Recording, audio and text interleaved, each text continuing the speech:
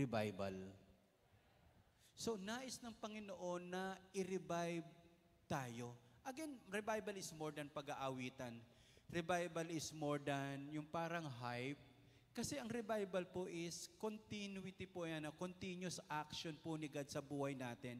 Gusto Kanya laging baguhin sa bawat araw. May pakita lang po ako sa inyo po, no? Isa sa pinakamadalim na bahagi ng Great Britain, sobrang po talaga, lugmok, morality nila, bagsak. Pero merong isang lalaki na ginamit si God, which is, I believe, iba sa atin, familiar at baka ginamit pa nga ang pangalang ito. Sa pangalang John Wesley. Isa po yung kaya po marami po dito galing sa Methodist Church. Iyan po yan si John Wesley. Imagine sabi ni John Wesley, yung panahon talaga na lugmok, bagsak, pero na-revive ang Great Britain sa pagpipreach niya ng Word. There is no revival without the Word of God. There is no such thing as revival without revelation from the Word of God. Sabi po ni John Wesley, give me 100 preachers. Bigyan mo ako ng 100 tagapangaral na walang kinatatakutan kundi kasalanan. Kung meron man siya natatakot siyang gumawa ng kasalanan and desire nothing but God at walang ibang tunay na hinahanap kundi ang Diyos. And I care not whether they be clergymen. Alam kong pakialam kung nag-Bible school sila o hindi o may pinag-aralan silang matindi. They alone will shake the gates of hell and set up the kingdom of heaven upon earth. Bigyan mo ako ng 100 taong matino na walang kinatatakutan kundi makagawa ng kasalanan at sobrang minamahal ang Diyos, pabaliktarin namin ang mundo. Even ang hell, papasukin namin at walang makakahadlang. Wow! Meron pa po bang mga tao, meron pa po bang mga taga-praise church takot sa paggawa ng kasalanan? O normal na lang kasi patatawarin lang naman tayo ng Diyos eh. Bigyan mo, kaya nga hindi po talaga ito paramihan. Kaya sabi ni John Wesley, grabe, bigyan mo ko ng 100 tao na takot gumawa ng kasalanan at walang ibang ninanais kundi ang Diyos sa kanilang buhay. Itataob namin ang buong mundo. Nagkaroon ho talaga ng revival sa Great Britain. Ang service po nila habang nagpipreach, hindi naman masyadong dynamic. Pero mga tao daw po laging umiiyak at nagre-repent sa ating Panginoon dahil sa mga kasalanang nagagawa nila. Grabe po So, meron namang isa sa Amerika. By the way mga kapatid, ang Great Britain din po ngayon, grabing nangailangan ng revival. Yung mga cathedral po nila ngayon na simbahan, tourist spot na lang po. Nung napunta po tayo ng 2015 sa lugar na iyon, may ilang pong mga matatanda na nanalangin. Sobrang kaunti na lang at ang balita ko nga po ngayon, ang mga simbahan po ngayon doon, ginawang coffee shop. Wow. Sobrang kailangan natin ng revival sa panahon ito. Sa Amerika naman ito, si Jonathan Edwards, kaya di ba, ang daming pangalan, Jonathan, Si Jonathan Edwards, siya naman sa panahon ng lugmok ang Amerika, siya ang ginamit ni God sa revival o pagbabago ng bansa at mga tao. Si Jonathan Edwards, grabe po ang lahing pinagmulan niya po. One of the greatest preacher of all times. Jonathan Edwards. Sabi ni Jonathan Edwards, when God is about to do a mighty new thing, kapag ang Diyos ay gagawa ng mga dakilang bagay, He always set His people praying. Kapag ang Diyos ay gagawa ng mga dakilang bagay, ang pinagagawa niya muna sa kanyang mga anak, pray. Hindi nagsimula yung dakilang bagay saka magpe-pray. Prayer muna bago ang mga dakilang bagay. Prayer muna bago ang mga himala. Prayer muna bago ang malalaking bagay na pwede nating makita sa buhay.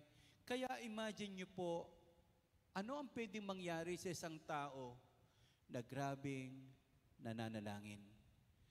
Ano ang pwedeng gawin ng Diyos sa isang taong sobrang nagpe-pray? Hindi ko na po patataasin ang kamay niyo po. Sino dito araw-araw nagpe-pray? Sino rito yung mababangga ang sasakyan niya, napapray siya? Diyos ko, Diyos ko, Diyos ko. Ang pinakamalaking prayer meeting pag lumilindol, lahat nagpe-pray, Panginoong Jesus! Ang prayer hindi po ginagamit kapag may sakuna lang. Prayer is our life. Amen? Sabi nga natin, prayer is my life. Isa po ito sa sekreto. I believe. Masdan mo yung taong binabaliwala ang panalangin, masdan mo yung kanyang buhay. Tingnan mo kung anong klase ng buhay meron siya. Marami pong mga tao, kung hindi pa makaranas ng mabigat na pangyayari, hindi mananalangin. Huwag nyo na pong hintayin, huwag nating hintayin. Meron o wala, manalangin po tayo. Amen? Sabihin mo sa katabi nyo po, manalangin tayo. Pray pa more. Ano po? Sobrang halaga ng prayer. So, revival is muling nabuhay. Ano kayo yung mga bagay na gustong buhayin ng Diyos sa iyong buhay? At ikaw din, ano sa sarili mo, yung mga bagay na nais mo na buhayin ng Diyos? Yung sana, Lord, meron ako nito. Ano yung gusto mo na mabuhay? Lord, sana bumalik yung ganito ko. Sana, Lord, maranasan kita muli. Lord, ano yung mga bagay na nais mong ikaw ay muling mabuhay? Kaya ang Nehemiah chapter 8 is about revival of God's people. Hindi na po ito about pader. Patungkol na po ito sa tao. Patungkol na po ito sa buhay po natin.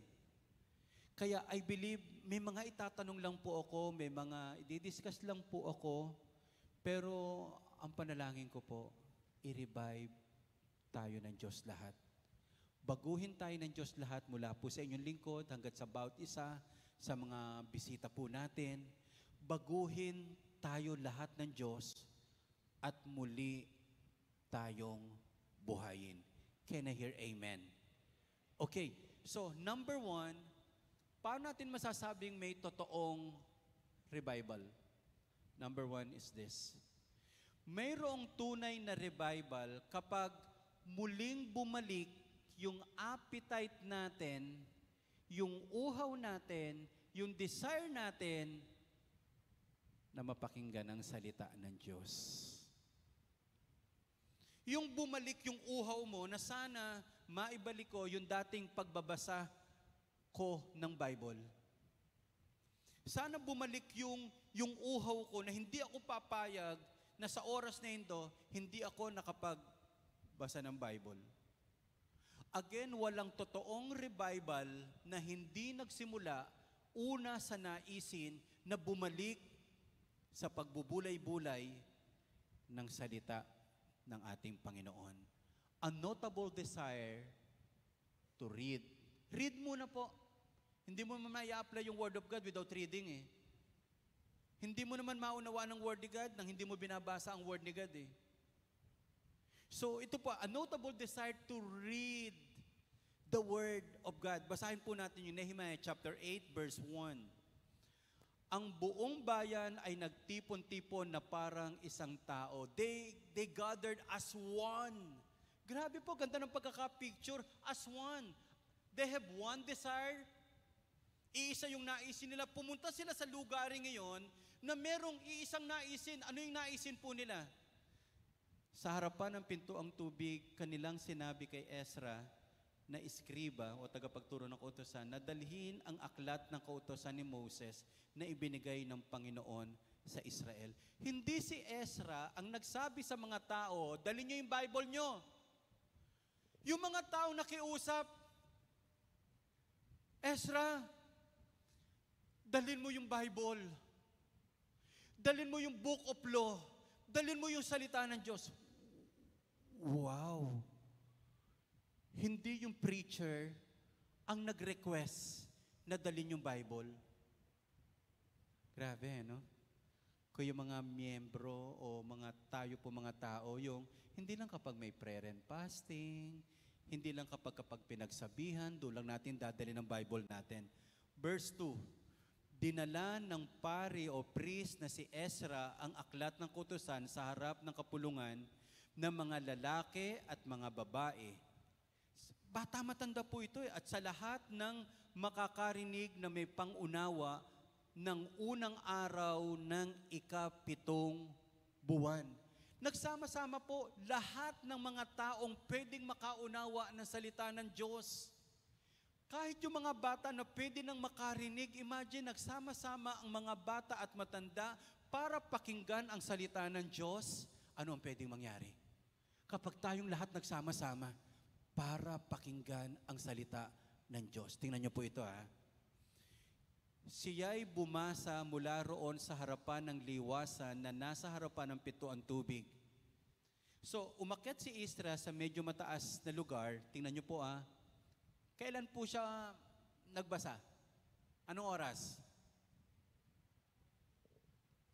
Mula sa madaling araw hanggang sa katanghaliang tapat. Meron na po ba kayo nakitang gathering na almost 6 to 7 hours binasa lang po ang Bible?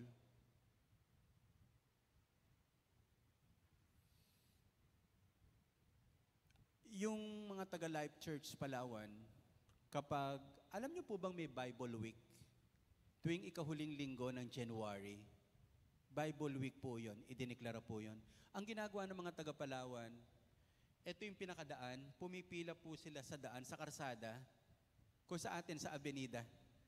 Pwedeng mula Monumento hanggang Divisoria. May dala silang Bible lahat at nagbabasa sila during Bible Week. Iba yung pabasa. April naman po yun. Nang si Judas. Hindi po yun. Hindi po ganun. Hindi po ganun ang ginawa nila. Ano po? Talagang binasa po nila. Binasa nila ang Word of God. Naku, habang dinidiscuss ko ito, nakikita ko, na-imagine ng iba sa atin, yung Bible ko, puro alikabok na. O kaya naman, meron dito hanggang ngayon, nasaan ba yung Bible ko? Mga kapatid, it's about time, ibalik natin yung pagmamahal sa salita ng Diyos. Grabe po ito, ah. Kaya kung meron man po kayong babalikan, lalo na sa mga outreaches natin, sikapin niyo po lahat ng umaattend po, nagbabasa ng Bible. So, mula madaling araw hanggang sa katanghalian tapat, sa harapan ng mga lalaki at mga babae at ng mga nakakaunawa, walang alisan. Sabi niya natin, 7 oras. Pag si pastor po, lumagpas ng 1 oras, haba ng sermon.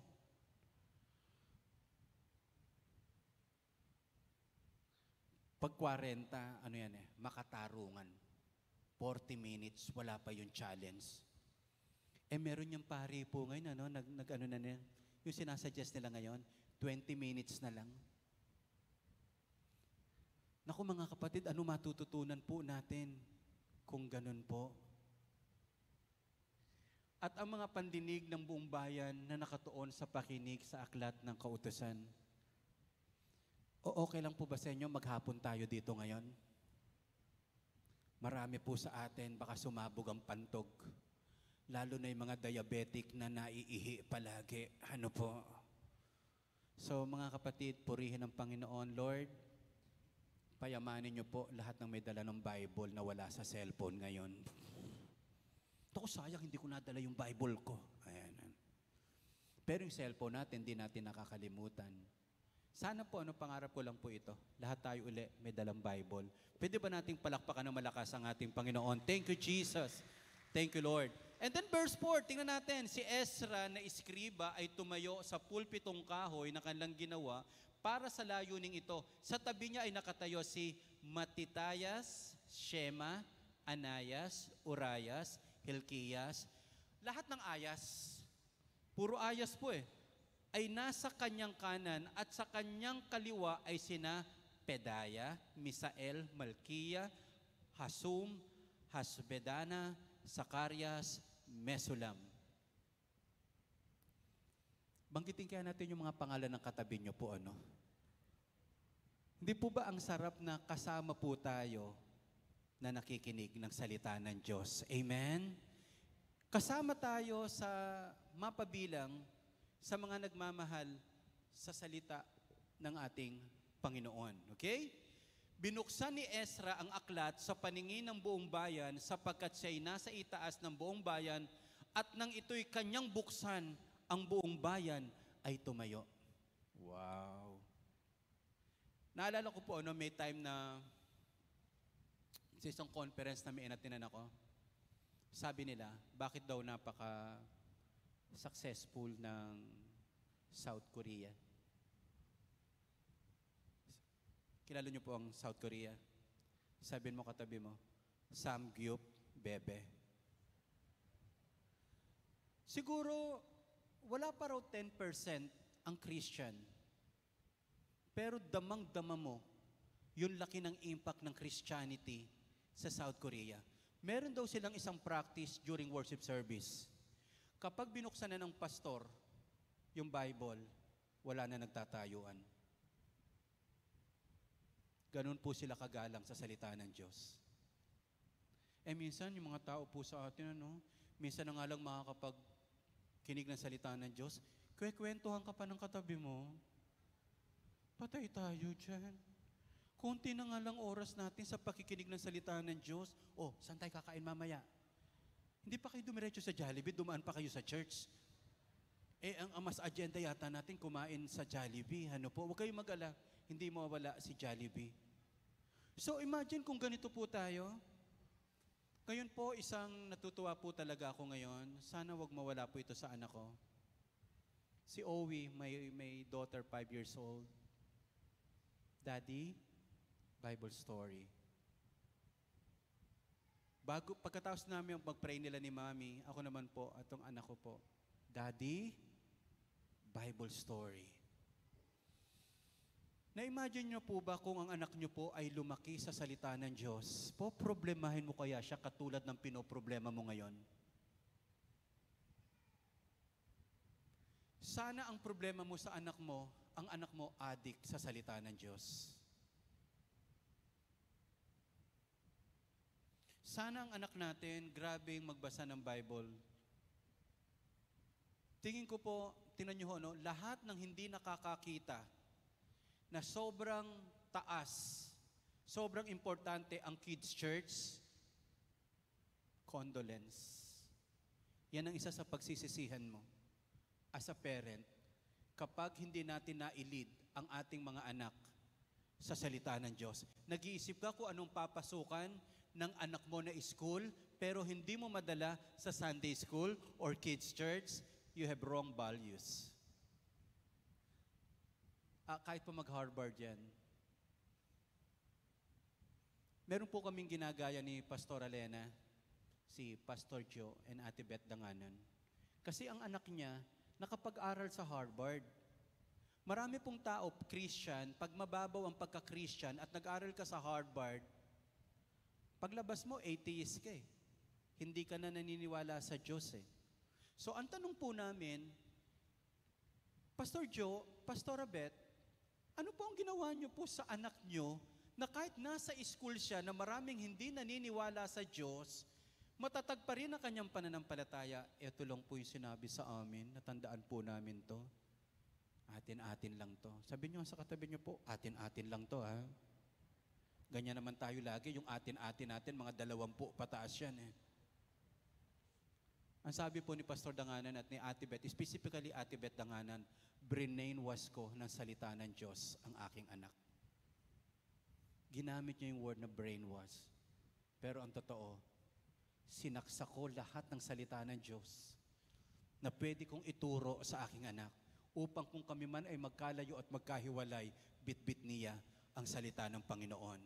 Sana may kausap ako ngayon na merong pamilya na hindi papayag na ang salita ng Diyos ay hindi mapakinggan, hindi mabasa pag sinabing Sunday sa simbahan tayo. Pakikinggan natin ang salita ng Diyos at hahayaan natin ang salita ng Diyos ang humubog sa bawat pamilyang Kristiyano. Amen ho ba tayo doon? Malakas na palakpak ibigay natin sa Diyos.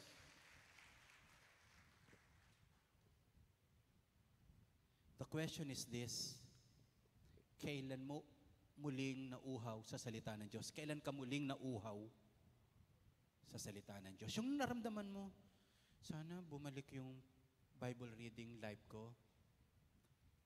Sana makapag-devotion na talaga ako uli. O desire mo lang, sana makabili ko ng magandang Bible. Huwag puro pera ang iniisip natin. Huwag puro pagpapayaman ang iniisip natin. Alam niyo po, ang tagumpay, byproduct lang ng ginagawa natin sa salita ng Diyos. Amen? Kasi Joshua chapter 1 verse 8, bulay-bulayin mo to araw at gabi. Basahin mo, meditate it day and night. Huwag mo lang basahin, intindihin mo. At sa gayon, magtatagumpay ka. Pag nagtagumpay ka na walang Bible, delikado ka. Delikado po. Kasi ang mangyayari sa atin, kaya ka nagtagumpay, kasi ang galing mo. Kasi ang sipag mo. Lahat ng glory nasa atin. Pero kapag nahukay natin, ang source ng tagumpay at pagpapala ay laging nasa salita ng Panginoon. Tingnan mo nga yung katabi mo kung nagbabasa ng kapitbahay niya. Amuyin mo nga yung katabi mo kung amoy salita ng Diyos. So sana mga kapatid, we should ang nangyari kaya nagka-revival po sa panahon nila ni Nehemiah, ang mga Israelites na dating walang panahon sa salita ng Diyos, sineryoso nila ngayon ang salita ng Panginoon. Kaya kung gusto mo magbago, ang unang hakbang salita ng Diyos, walang totoong pagbabago. Sino rito nagbago ang buhay mo nung marinig mo si Boy Abunda, yung sinuko mo, kasalanan mo? Ano po, nung hindi pa namamatay si Mike Enriquez, walang kinikilingan, serbisyong totoo lang. Nagbago yung pamilya mo nung mapakinggan mo sila. O, sino rito nagbago yung buhay mo nung mapakinggan mo si Mayor? Walang pasok bukas! Hallelujah! Ang dami nagpupuri sa Panginoon. Pag si Mayor nagsasabing, kumapalang ng konti ang ulap, walang pasok. Kaya bandang huli, makakagraduate ka nang wala kang alam. Kasi puro cancel po So mga kapatid, it's about time. Seryoso na sana nananabik po tayo sa salita ng ating Panginoon. Amen ho ba tayo doon? Sana bumalik yung appetite natin sa salita ng Diyos. Sana hindi mo kayang mabuhay nang walang salita ng Diyos. Sana hindi mo ma-afford na matulog nang hindi nagbabasa ng salita ng Diyos. Although yung katabi mo, yung Bible, ginagawang pampatulog. Pag hindi siya makatulog, magbabasa ng Bible, pambihira. Ginawang ginawang gamot, po. Yan na, sagutin lang muna natin. I will not share anything to you. Ikaw yung maglalagay ngayon sa buhay mo. Gusto mo bang mabago ang buhay mo? Gusto bang maging maayos ang pamilya mo?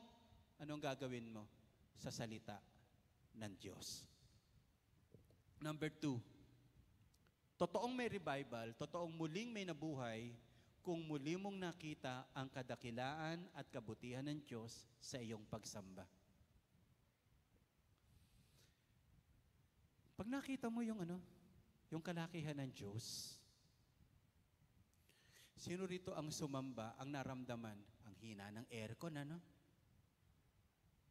daming dumi, Hindi masyadong nilinis, Sino po rito ang sumamba, tandang-tanda mo, yung batok nung nasa harapan mo? Yun ang natandaan. O kaya naman, pambira, minsan na nga lang ako magsamba, yung nasa likod ko, ang ingay. Ang ingay. Hindi mo nakita ang Diyos, ang nakita natin lahat ng obstruction, lahat po ng distraction. So mga kapatid, it's about time muli mong nakita, may totoong nabuhay kapag hinahanap mo yung kadakilaan at kalakihan ng Diyos. Yung sa pagkanta, pagpasok mo pa lang, wow, thank you Jesus. Nag-worship, wow, grabe ka Lord. Ang hirap yung pumunta ka ng empty, dumating ka rin na empty. Kasi sa totoo lang, di ka naman nag-church, nag-Facebook ka lang during worship service. Di ba, iba nga dito, nagbabrowse ka ngayon O nasa messenger. Marami talagang pwedeng gawin during worship service because of technology. Yung iba galit pa kasi wala ng data.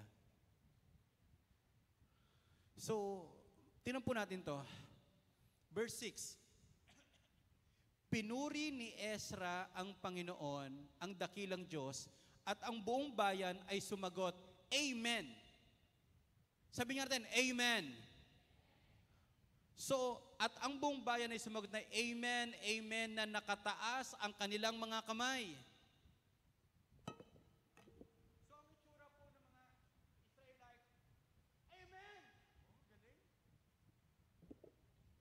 Practicing nga natin yan.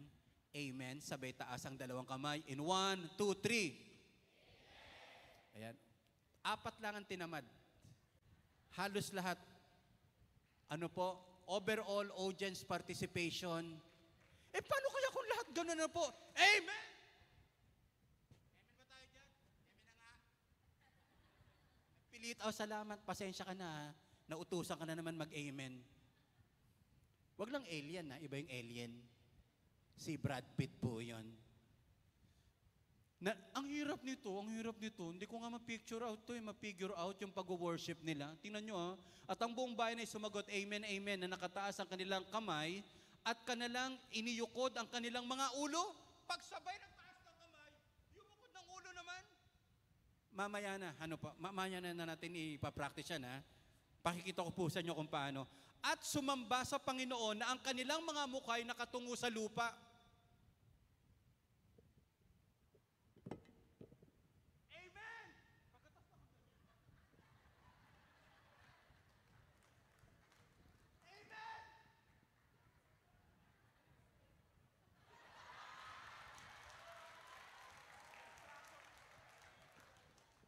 May instructor tayo dito, taga Anytime Fitness.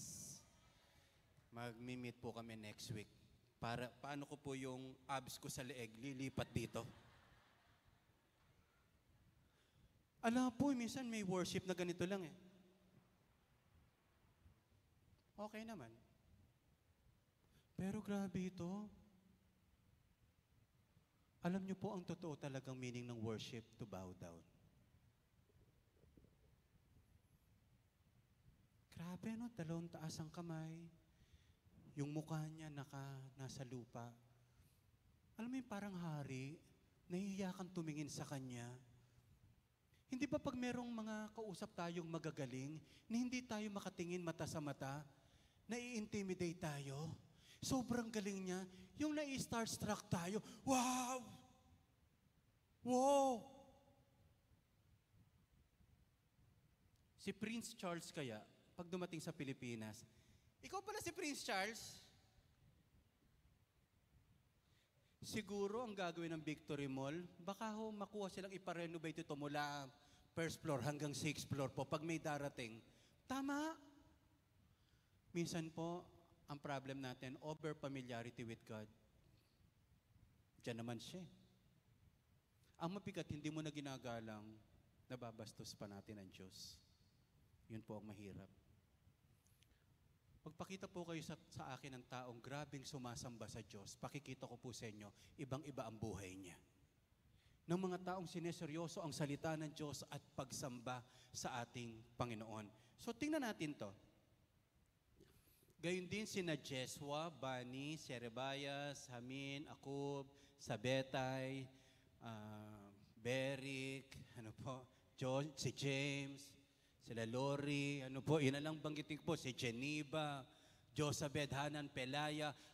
Ang mga Levita ay tumulong sa taong bayan upang maunawaan ang kautusan, samantalang ang taong bayan ay nananatili sa kanilang kinatatayuan. Alam niyo po, nagtutulong-tulong sila para maunawaan ano yung sinabi ni Pastor, ano yung sinabi sa word, ano daw po ganito. Hindi po ba ang ganda? Nadodoon sila, alam niyo po, matutulungan mo ang tao na makinig ng salita ng Diyos. Huwag mo lang siyang kausapin. Huwag mo lang siyang tanungin ng tanungin. At kung nahihirapan, doon ka magpaliwanag po sa Kanya. Meron po dito, natutuwa po ako, yung mga nanay, nagte-take notes. 3 na yung points natin, nasa first point pa lang sila. Ano ba yung pangalawa? Minsan wawala ka na rin sa worship, katatanong eh. Papopotocopy ko na lang po paglabas mamaya. Focus lang po tayo. Pagpasensyahan nyo na po, pero mas maganda na po yung nagtatanong, nagsusulat, kaysa wala pong ginagawa. Amen ho ba tayo doon? O malakas mo ng palakpak para sa Panginoon. Okay, and then, kaya't sila'y bumasa mula sa aklat sa kautusan ng Diyos na may pakahulugan, kanilang ibinigay ang diwa, kaya't naunawaan ng mga tao ang binasa. Naunawaan nila ang pag-worship, naunawaan nila ang pagbabasa ng salita ng Diyos. Sobrang halaga.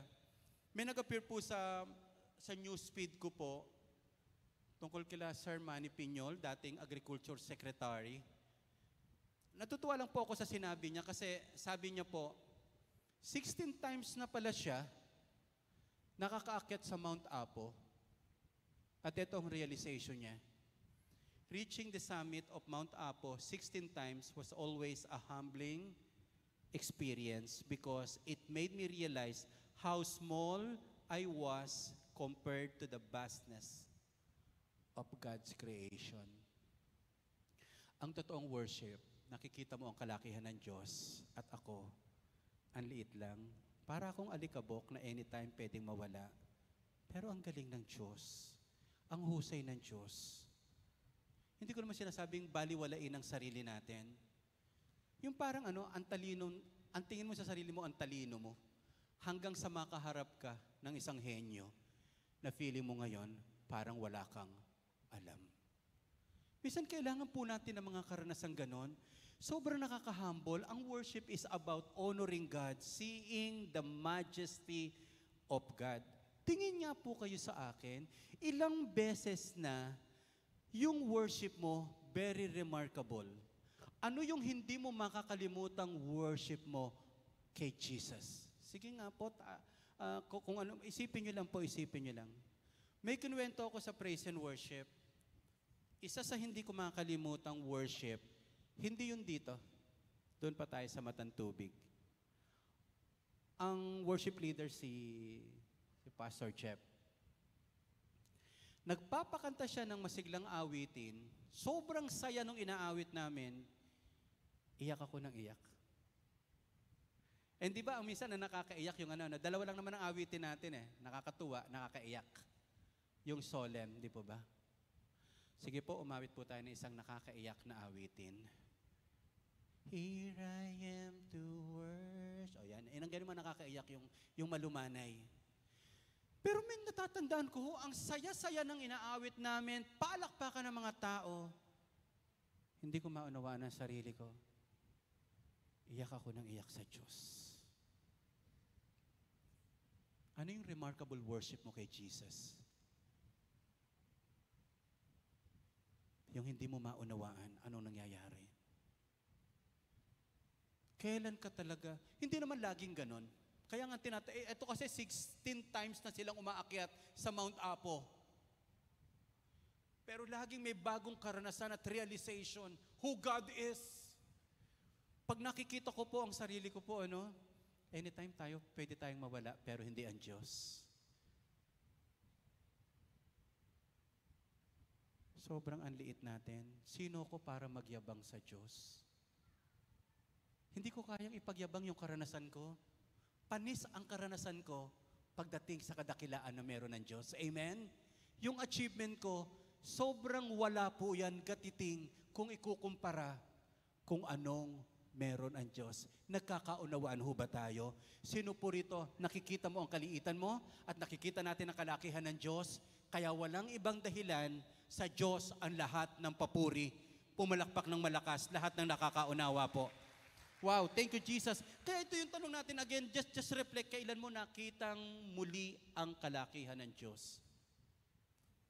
Kaya worship, especially kapag tayo kumakanta, this is about the greatness of God. Kaya sabi nila, ang mga magaganda raw kanta is not about us.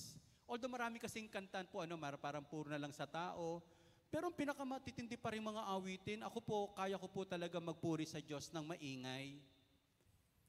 Kaya ko pa rin. Ang namimiss ko yung choir.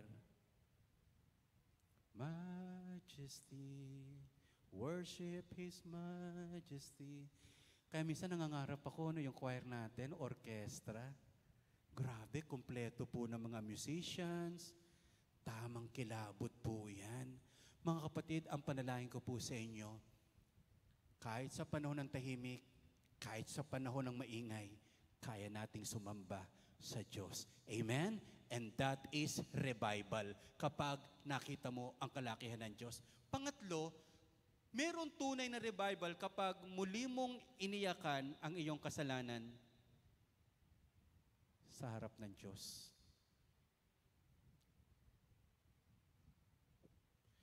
Marami hong pagkakataon, galit tayo sa kasalanan ng iba. Hindi tayo galit sa sarili nating kasalanan. Pag marami ka nang itinuturo na naman na kapalpakan at hindi mo nakikita yung palpak na ginawa natin, that is not revival. Revival is nakita mo yung fault mo, nakita ko yung kasalanan ko, nakita ko yung pagkukulang ko, that is revival. Hindi ko sino-sino nakikita mo, yung pangit na ginawa nila, yung pangit na sinabi nila. Pero tayo, wala tayong nakita sa sarili ho natin. Tingnan natin itong verse nito. Si Nehemias na anak na tagapamahala, ang pari at ang eskribang si Ezra at ang mga Levita na nagturo sa bayan ay nagsabi sa buong bayan, ang araw na ito ay banal sa Panginoon Diyos. Huwag kayong tumangis ni umiyak man sapagkat ang buong bayan ay umiyak nang kanilang marinig ang mga salita ng kautusan. Dito muna tayo. Kailan ka umiyak dahil nakagawa ka ng mali? Kailan ka umiyak, kinilala mo yung ginawa mo, kasalanan mo? When was the last time you cry out to God because of your sin? Parang mali yata yung nagawa ko sa anak ko. Lord, patawad po. Parang hindi ko dapat sinabi ito, baka napaihiya ko siya. Lord, patawad po. When was the last time nakita mo, meron tayong kasalanan na dapat iiyak sa Diyos? Pag puro kasalanan, again, muli ng iba ang nakikita natin, hindi po revival yon, judgmental yon. Yung binabago pa ng Diyos ang iyong kapatid, pero hinahanapan mo na siya na dapat hindi ka nagkakasala. Leader ka pa naman, pastor ka pa naman, life group leader ka pa naman, primary leaders ka pa naman. So, even King David nagkakasala. Even mga prophets. Because lahat pa rin tayo binabago ng Diyos. Pero again, hindi ang focus natin ay ang kasalanan ng iba, kundi ang binabantayan natin ay ang kasalanan natin o kung nakagagawa tayo ng kasalanan na dapat nating ihingi ng tawad sa Panginoon. Mga kapatid, let me ask you this, kailan ka umiyak dahil sa iyong kasalanan?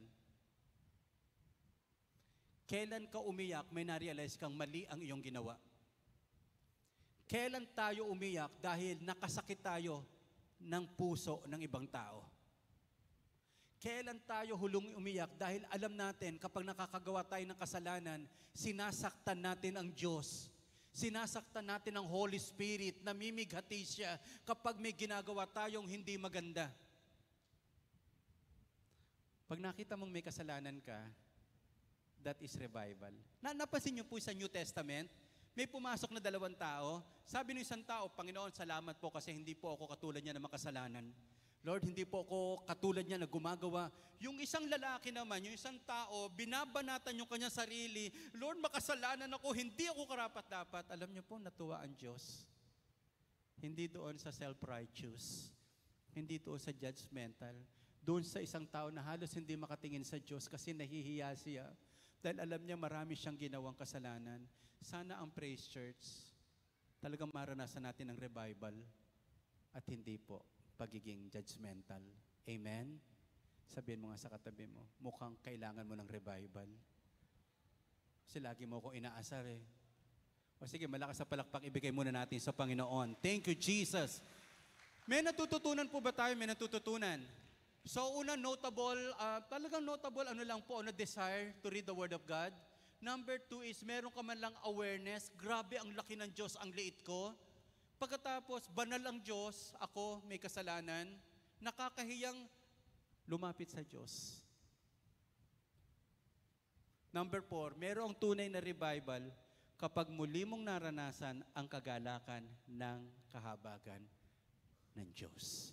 Merong revival kapag hindi ka laging nasa guilt, nasa shame, nasa condemnation, kundi naroon yung appreciation mo, yes, nagsisisi ako ng kasalanan, ang kasunod noon, kapatawaran ng Diyos at walang ibang tao na pinakamaligaya kundi aware siya at alam niya, pinatawad siya ng Diyos. Amen?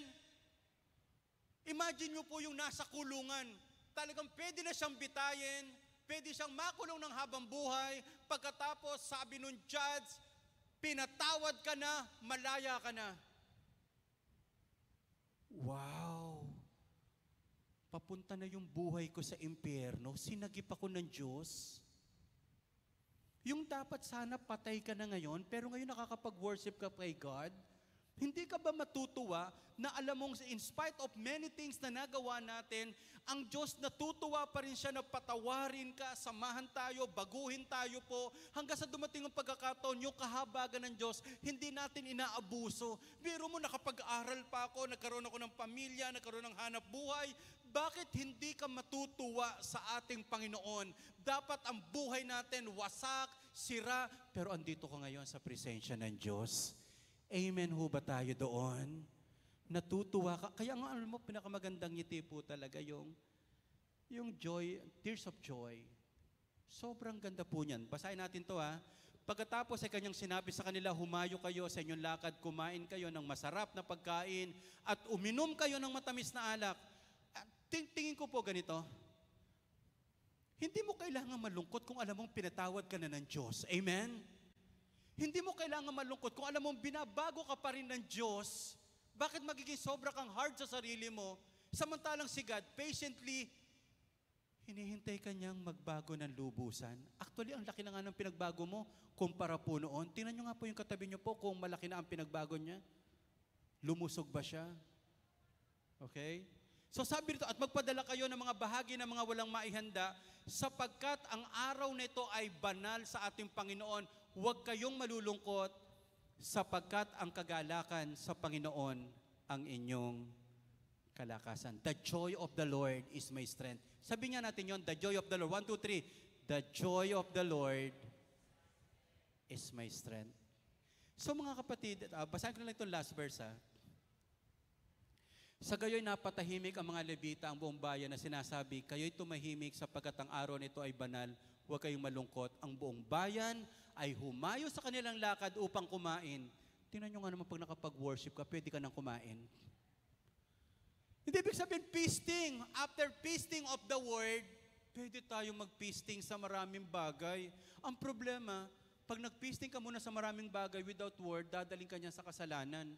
Ang buong bayan ay humayo sa kanilang lakad upang kumain, uminom at magdala ng mga bahagi at para gumawa ng malaking kasayahan sapagkat kanilang naunawaan ang mga salitang ipinapahayag sa kanila.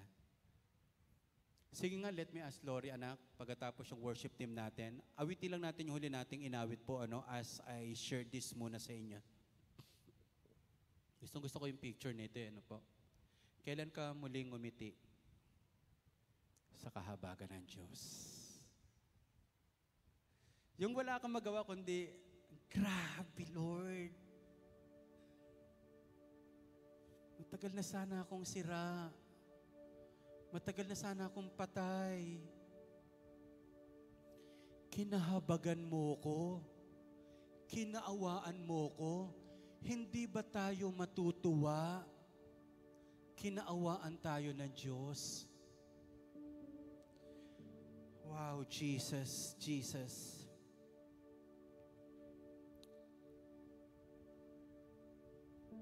Sana habang nagtatagal, lalo mong minamahal ang Diyos. Though I want to become honest to you, marami po akong ginagawa noon na sana po ginagawa ko pa rin ngayon. Panahon po namin walang commentary, walang internet, pure Bible. Ngayon po, pag tinatamad kang maghanda ng sermon or Bible study, download ka lang eh. Time po namin, inaaral po talaga naming mabuti. At alam ko po, yun ang humubog po sa akin. Alam mo yung revival na ganito? Kami po, araw-araw may Bible study. Nagkakasalubungan kami ng mga grupo no nagba-Bible study. Ngayon po, pagpupunta ba ako ng prayer mountain, may mga taga-praise pa rin ba nagpupunta sa prayer mountain? O iba naman, wag naman kayong pupunta para magpa-picture lang. Pagkatapos kumain kayo ng bulalo doon sa malapit po doon. Okay lang naman kumain, pero pray muna tayo. Sa Jollibee, Hermosa at McDonald's, may mga nagse-cell group pa ba? May mga nagme-mentoring pa ba na excited umaten? Meron pa bang mga nagpo-post sa FB ng sarili nilang devotion? Minsan marami tayong tinitingnan at ilan po sa atin talaga ang sobrang nagsasabi, sana Sunday na. Sana worship time na. Minsan, napupunta lang tayo kapag kailangan. But my prayer to you is, dati mo na namang ginagawa eh. Bubuhayin lang muli. Nagawa mo na eh. Muli na lang bubuhayin. Ilan sa atin dito, may maganda kang ginagawa sa Diyos. Ang kailangan mo na lang, muling buhayin. Dati buong pamilya kayo nagpo-worship. Ngayon ikaw na lang. Lord, sana muling mabuhay yun. Lord, sana may gigil pa rin ako sa pag-i-invite. Lord, ginagagawa ko yun eh. Nasaan na ngayon? Sana muling mabuhay. And let me wrap up lang this po, no? Merong tunay na revival kung, again, meron tayong nararamdamang uhaw. I need to read the Word. Hindi kita pepersahin kasi hindi revival yun kapag, oy, magbasa ka naman ng Bible. Hindi yun. Let the Holy Spirit convict us. Tagal mo nang di binabasa ng Bible mo. Yung journal mo, hindi na nadugtungan. Yung sabi mo, gigising ka ng maaga. So sana po dumating ang pagkakataon, yung uhaw mo sa Diyos, mas matindi kaysa uhaw mo sa mundo. Sana, every time na nagsasamba ka, sumasamba, nakikita mo yung kalakihan ng Diyos. Wala ako may pagmamalaki, wala ako may pagyayabang. Hindi ang totoong bumubuhay sa akin ay ang trabaho ko, kabuhayan ko, kundi yung malaking Diyos na nagpapala, nagmamahal, at yumayakap sa akin. That is my prayer. Saka sana po walang maging judgmental sa atin. Binabago pa rin tayo ng Diyos. Sana galit tayo sa kasalanan natin. Hindi yung parang naging normal na. Sana lalabas ka sa lugaring ito puno ng kagalakan kasi pinatawad ka ng Diyos. Pinagpala ka ng ating Panginoon. Ang pinakamasarap sa buhay, yung alam mo, Diyos ay banal, lumalakad ka sa kabanalan at katuwiran ng ating Panginoon. Ito ang panalangin natin ngayon. Lord, give revival, O Lord, and let it begin with me. Minsan gusto nating mabago ang presidente natin, ikaw naman ayaw mo magbago. Gusto mo magbago ang kapitbahay mo, pero ikaw ayaw magbago. Gusto mo mabago yung anak mo, ikaw ayaw mo magbago. Ba't kaya ganon? Hindi kaya baliktarin natin? Baguhin mo ako, Lord, mababago ang mga anak ko. Baguhin mo ako, mababago kapitbahay ko. Lord, baguhin mo ako, mababago ang barangay namin. Lord, baguhin mo ako, mababago ang bansa namin. Lord, let it begin with me. Change me, revive me, and purify me with your word. Without the word, there is no transformation. Revelation, kasama ang emotion, transformation.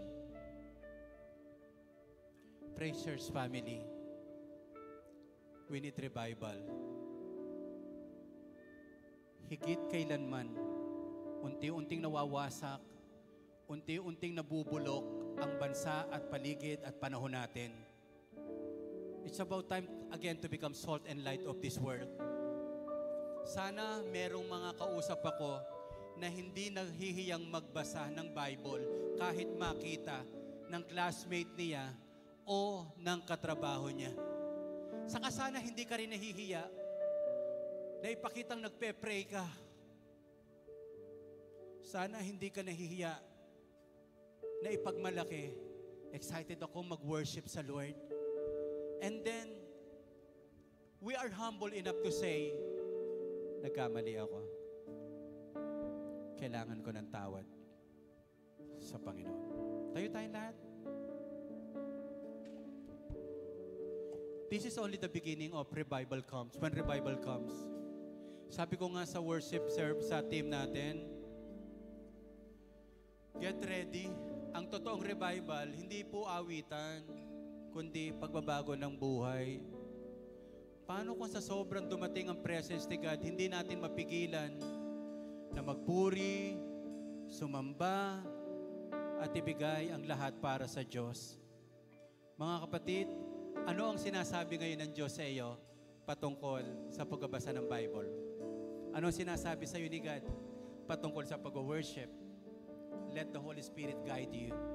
Ano ang sinasabi sa iyo ni God pagdating sa pagsisisi?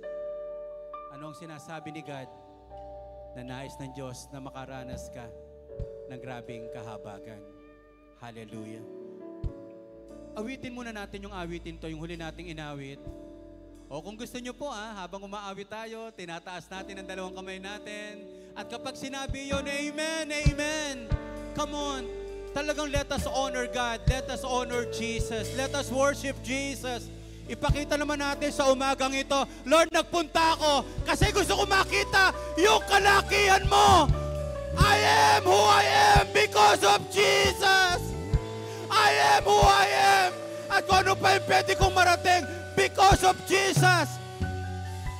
Now is the time to build your life, your family, your career, your ministry to the very Word of God, to the pure Word of God. Come on, church. Let us worship the Lord. And after that, I will pray for you. Come on. Hallelujah. Hallelujah, Jesus. Thank you, Lord.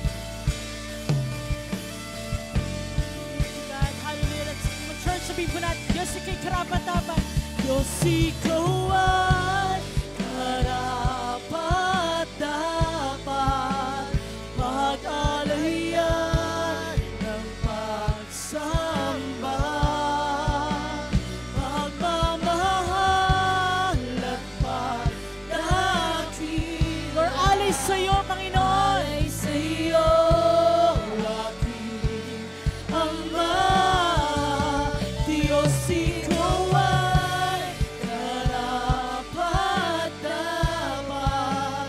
Pag-alayan ng pagsamba. Tanging dalangin ang ikaw ay sambahin. Isang pa, Lord, ika'y karapat-dapat, O God. Hallelujah. Diyos, ikaw ay karapat-dapat. Pag-alayan ng pagsamba. Lord, ang pagmamahal, O God. Pagmamahal at pagdakilang alay sa iyo, aking Ama. Diyos, ikaw ay karapat-dapat. Pag-alayan ng pagsamba. Tanging dalangin ang ikaw ay sambahin. With our hands lifted high, sabihin po natin, Diyos, ika'y karapat-dapat, Panginoon. Church, Diyos, ikaw ay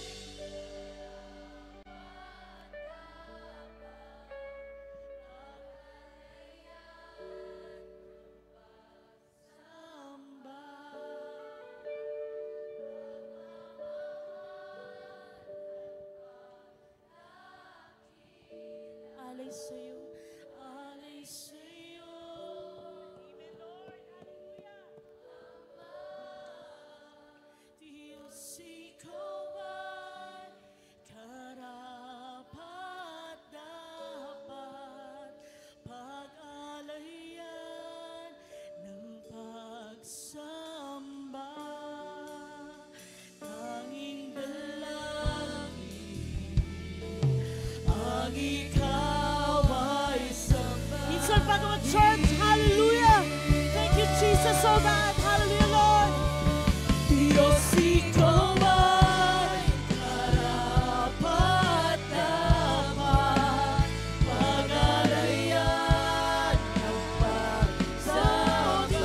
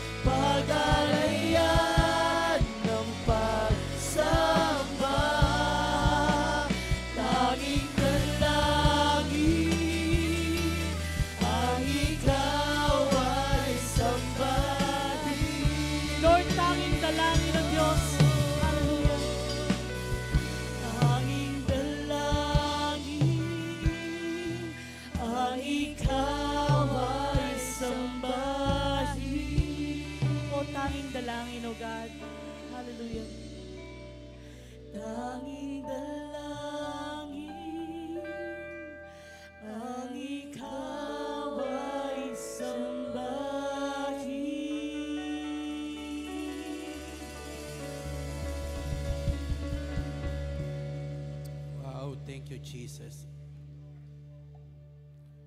Dito nagsisimula ang revival sa Word of God. Pag hindi mo ito minahal, walang mababago sa buhay mo.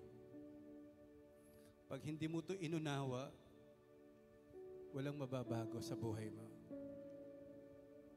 Yung first Bible ko po, nawala eh. Naiwanan ko sa camp. Pinagtrabahunan ko yun. Unang kita ko, binili ko ng Bible. Hinayang na hinayang po ako, hindi ko na humakita ngayon. Itong Bible na ito, regalo po ito nung pamilyang grabe ding nagmamahal sa akin. Quijano Catalan family. This Bible is so precious. Sana hanapin mo yung Bible mo pag uwi mo. Lagi mong itabi sa iyo. Worship team, we should love the Word of God. Magagaling kayo, mahuhusay kayo. Pero kung wala ang Word of God, nagpe-perform lang tayo. Hindi tayo nagwo-worship. Mas maraming magagaling kumanta sa atin na hindi nagbabasa ng Bible. Pero ang panlaban lang natin, presence of God, Word of God, salita talaga ng Diyos. Hindi ko makitang magiging mabuting tatay ako kung wala nito. Hindi ko makitang pwede ko maging mabuting tatay sa aking anak without the Word of God. Praise movers, we should love the Word of God. We should love the Word of God. Media team, primary leaders, lahat po tayo. Huwag tayong masanay na wala ang salita ng ating Panginoon. We should love the Word of God. Ilagay mo yung kamay mo sa tapat ng iyong puso. Psalms 119,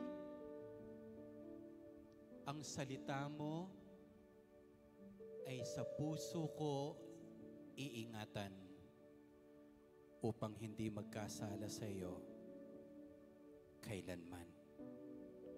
Ang salita mo higit pa sa ginto o pilak.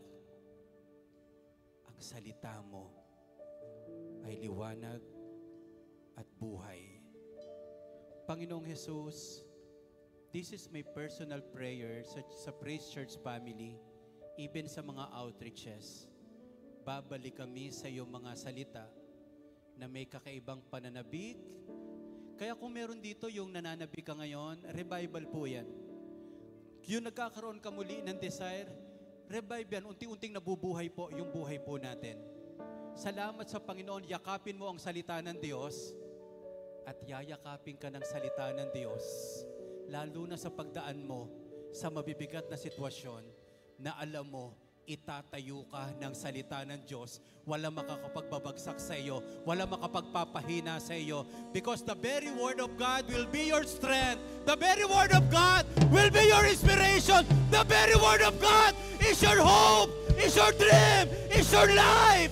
Hallelujah! The secret of success and abundant living lies on the Word of God. On the firm Word of God. Hallelujah! Thank you, Jesus. Thank you, Jesus. Sabi niya ho nating lahat, I love the Word of God. I will live by the Word of God. Sabi ho natin, I will apply the Word of God. Praise Church family, the Bible is our standard, our God, our guide, and our light. Malakas na palakpak ibigay natin sa Diyos. Thank you, worship team. Thank you, everyone. Makakaupo na po tayo.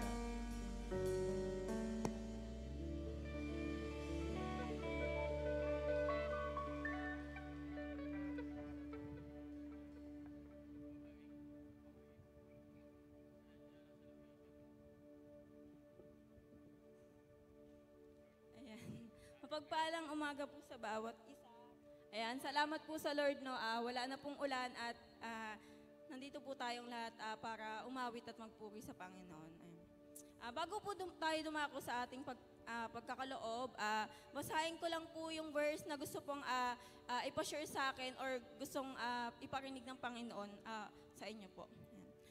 Basahin po natin sa 2 Corinthians verse 9, chapter 7 to 8, version ang salita ng Diyos. Verse 7, ang bawat isa sa inyo ay magbigay ng ayon sa sariling kapasyahan, nang walang pag-atubili at hindi sapilitan. Dahil mahal ng Diyos ang mga nagbibigay ng may kagalakan. Verse 8, at magagawa ng Diyos na ibigay sa inyo ang higit pa sa inyong mga pangangailangan, para sa lahat ng panahon ay maging sapat kayo sa lahat ng bagay at lagi niyong matutulungan ang iba. Thank you, God.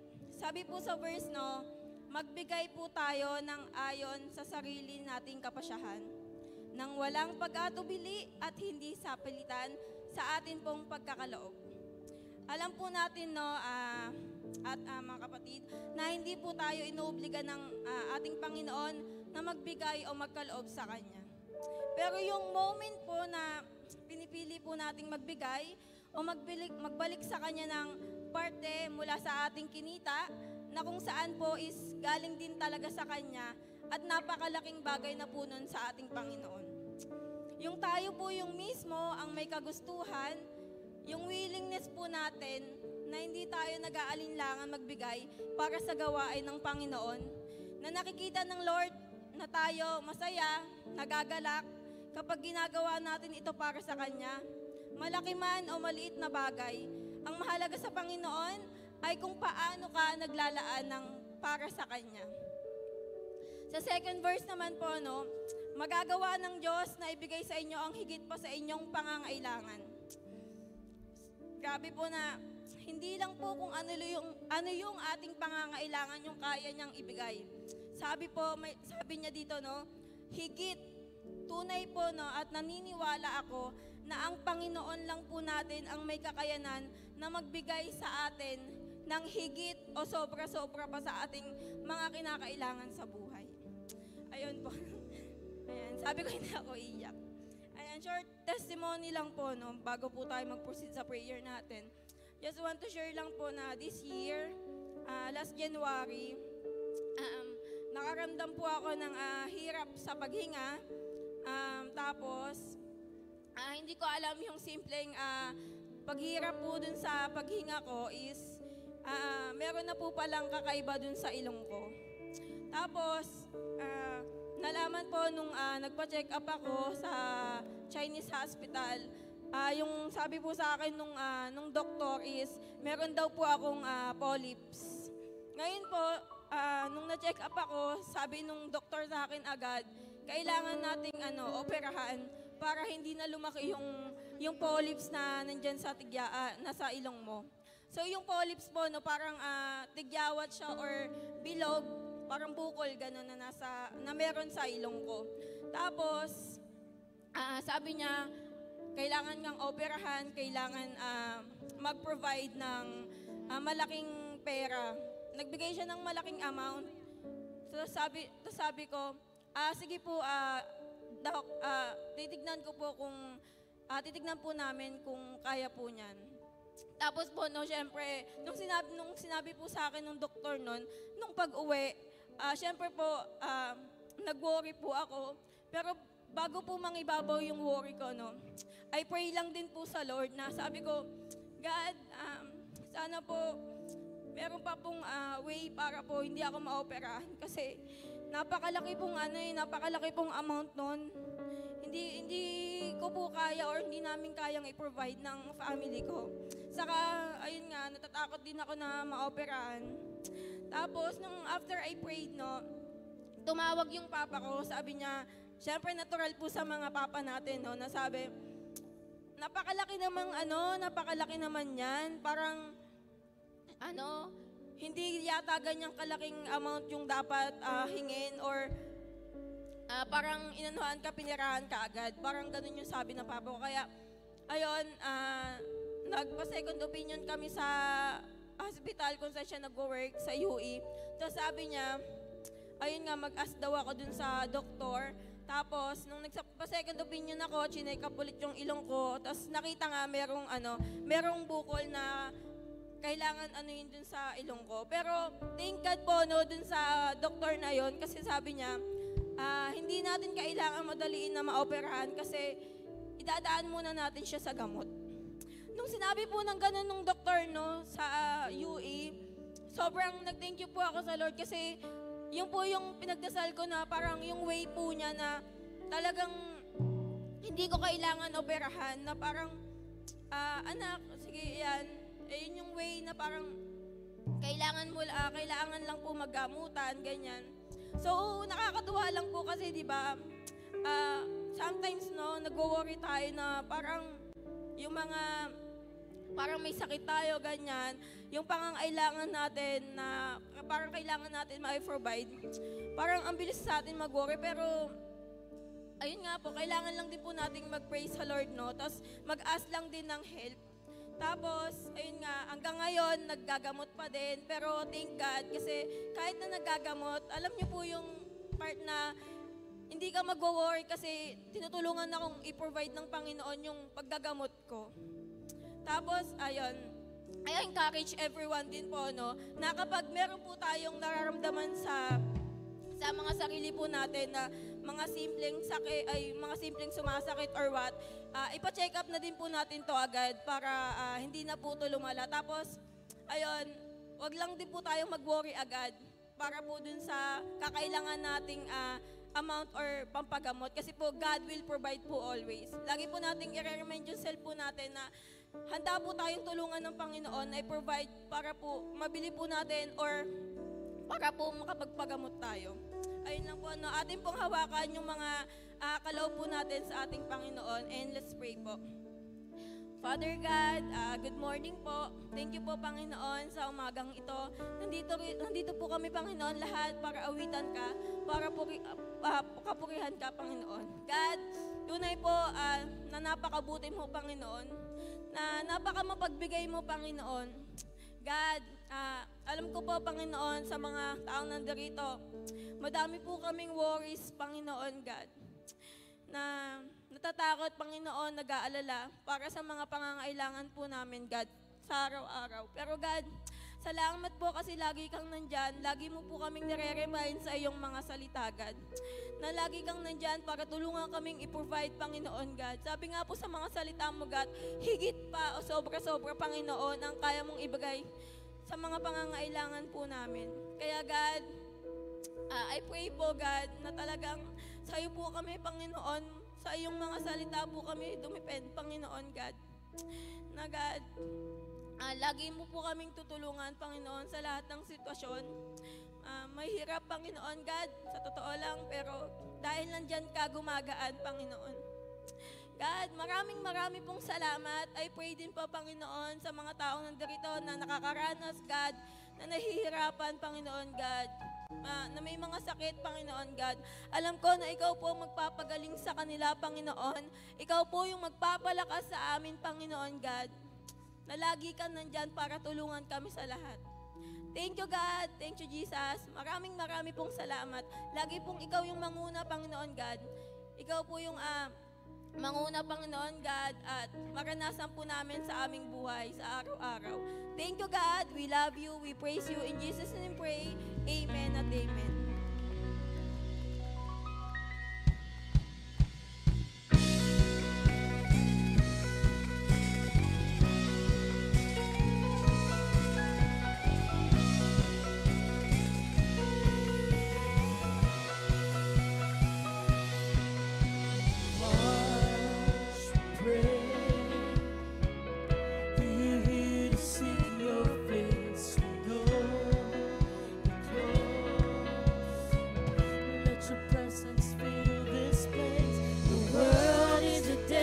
Shine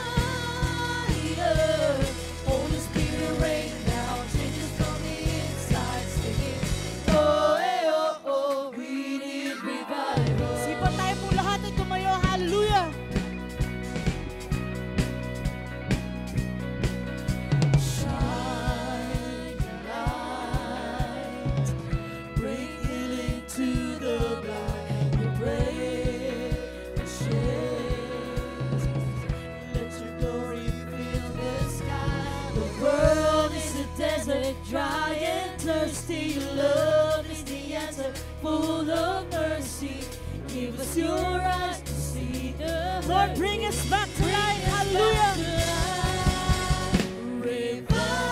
Revival, hearts on fire. Holy Spirit rain down, changes from the inside. Sing it. Oh, eh, oh, oh, oh, eh, oh. Revival, hands up higher. Holy Spirit rain down, changes from the inside. Sing it. Oh, eh, oh, oh, we need revival. Church, hallelujah. Lord, we need your revival, oh God. Hallelujah.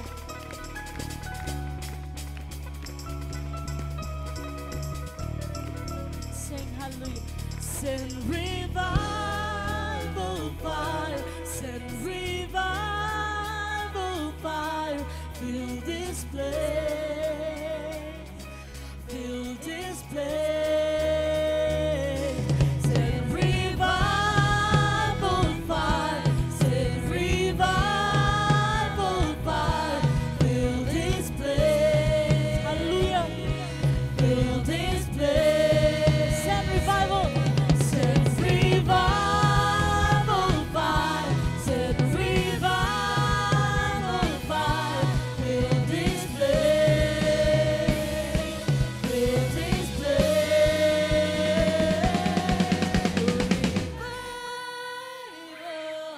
Hearts on fire. Holy Spirit rain down, changes from the inside. Sing it.